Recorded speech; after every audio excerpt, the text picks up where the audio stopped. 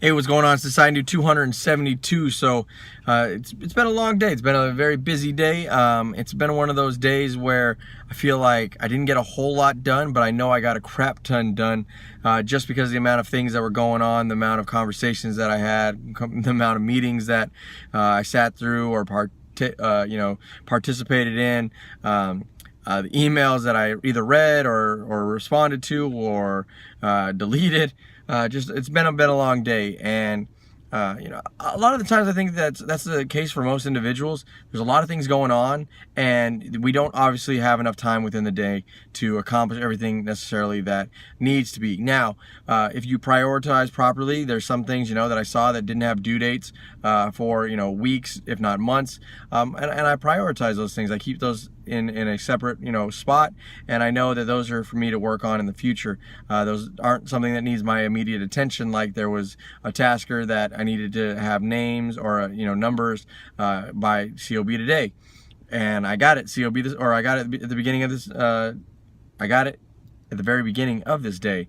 So stuff like that obviously needs to be accomplished, it needs to be done, and those are the things that we work on getting completed all the time. And then there's all the stuff that comes out of nowhere that is like, hey, need this now, or hey, I need that tomorrow, or hey, I need that next week. We just prioritize those things.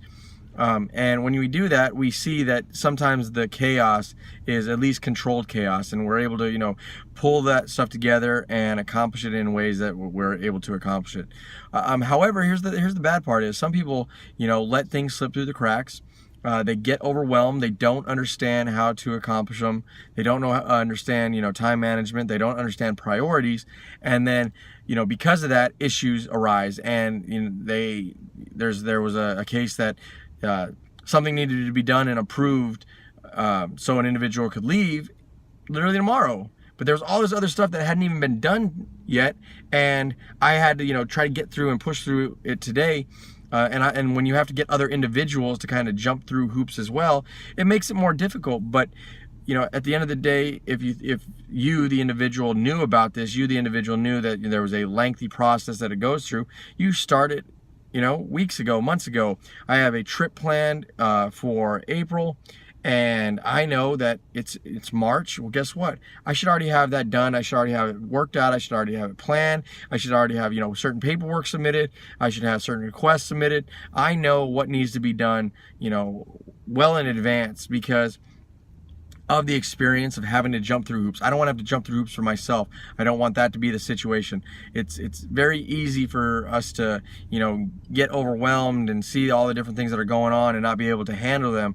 But it's also really easy for us to see everything that's going on and to work it correctly. Work it where days like today, as sporadic as they seem and as just all over the place, you really still, at the end of it, when you're done, when I walked out of the door this afternoon, I knew that I had accomplished what I needed to accomplish. I knew that I had a good, wrap around what was going on and what I needed to hit the ground running tomorrow, what I could go ahead and wait for a few days, what, is next week, what's next month type stuff.